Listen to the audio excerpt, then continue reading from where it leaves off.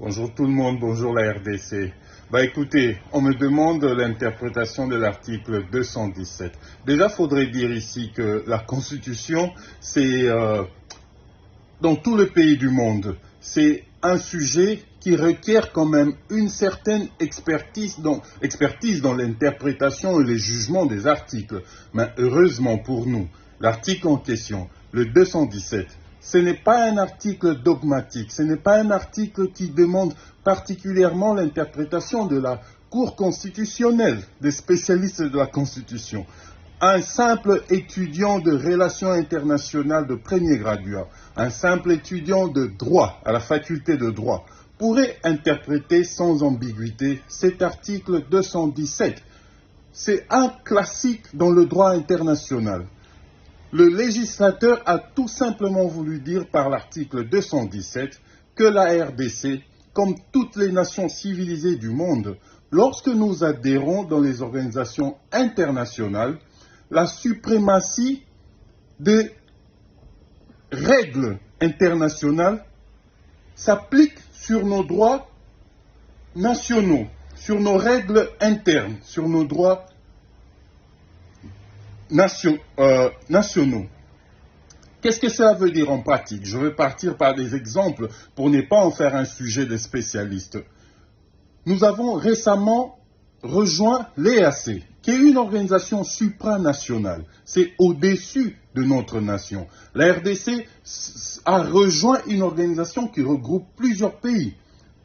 Les lois qui s'appliquent en matière, disons, de passeport dans l'EAC ont une suprématie sur les lois qui s'appliquent sur les passeports en RDC. Si par exemple en EAC on dit quand vous avez un passeport EAC, vous pouvez voyager sans visa au Rwanda, au Kenya, en Tanzanie, et ainsi de suite, quelqu'un qui a ce passeport EAC peut se prévaloir de ce droit sans que l'agent de la DGM, Angeli Angobila, lui dise « montrez-nous un visa de la RDC ». C'est tout simplement ça. Quand on adhère à une organisation supranationale, on concède un peu de sa souveraineté. Je pars sous d'autres cieux. L'Europe de nations.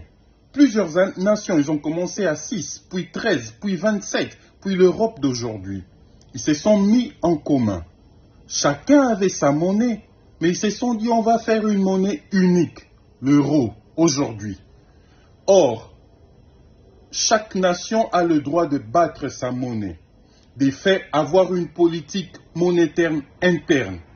Les nations européennes se sont dit, nous concédons une partie de notre souveraineté. C'est un attribut de souveraineté, battre sa monnaie. Nous allons dépendre d'une monnaie unique qui sera gérée à Strasbourg et à Bruxelles, notamment l'euro. C'est de ça qu'il s'agit quand on dit concéder une partie de sa souveraineté. Souveraineté veut tout simplement dire un droit acquis à une nation, un droit qui s'attache de manière naturelle à une nation. La souveraineté n'a rien à voir avec la notion de territorialité. Concéder une partie de notre souveraineté, nous le faisons déjà. Nous avons adhéré à l'OHADA. Aujourd'hui, les gens qui sont spécialistes dans l'administration des affaires, les comptables, ils suivent le code de l'OHADA. Ils ne suivent plus le code comptable congolais quand il s'agit de commerce avec les tierces, notamment africains. Nous le faisons déjà quand nous faisons venir la MONUSCO chez nous. La MONUSCO administre, la MONUSCO sécurise. La MONUSCO a remplacé l'État congolais dans plusieurs entités de la RDC et de cela depuis 30 ans. Nous le faisons déjà. Monsieur Kabouya, Monsieur Tshisekedi veulent profiter de l'ignorance du peuple. Ce qu'ils font, c'est tout simplement de la manipulation et dans un état sérieux, ce qu'ils sont en train de faire peut leur faire encourir un crime de haute trahison. Ils font une mauvaise interprétation à dessein, à moins qu'ils soient réellement ignorants. S'ils sont ignorants, cette vidéo pourrait les éclairer. Il faudrait faire une différence entre la territorialité et la souveraineté. Il n'est jamais été question, il en sera jamais question dans l'article 217 de notre Constitution de céder une partie de notre terre, soi-disant parce qu'on veut faire la paix avec le voisin. Ça, c'est le cas Diosha, made in 10e rue, mensonge, manipulation udépécienne. Cette Constitution, on ne veut pas dire qu'on ne peut pas la modifier. Il y a des articles à modifier. On pourrait modifier ces articles. Nous avons deux chambres parlementaires, la chambre haute, la chambre basse. Ils ont comme fonction notamment faire ces genres de besogne, modifier la Constitution.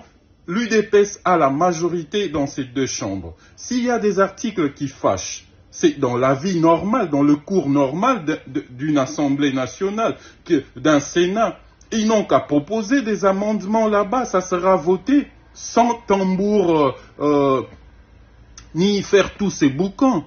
Mais nous savons que ce n'est pas ça que l'UDPS veut. L'UDPS poursuit l'objectif de non pas seulement modifier la Constitution, ce n'est pas ça qu'ils veulent remplacer, ils veulent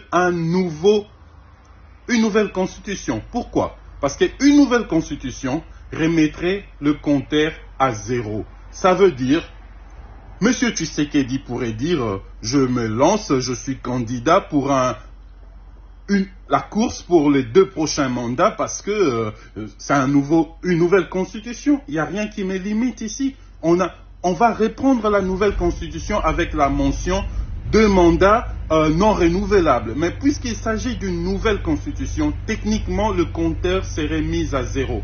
10 ans à perdre avec cette incompétence. 10 ans à perdre avec la manipulation, le mensonge. Rien qui ne va au pays, nous disons non. L'article 217, c'est une question de souveraineté et non une cession de notre territoire. J'espère que cette petite explication pourrait éclairer la lanterne de nos frères et sœurs. Allez, portez-vous bien. On poursuit la lutte. Il n'y aura pas une nouvelle constitution pour remettre le compteur à zéro et poursuivre avec cette bouillabaisse udépécienne qui fait que plonger le pays dans ces heures les plus sombres de l'histoire. Allez, portez-vous bien.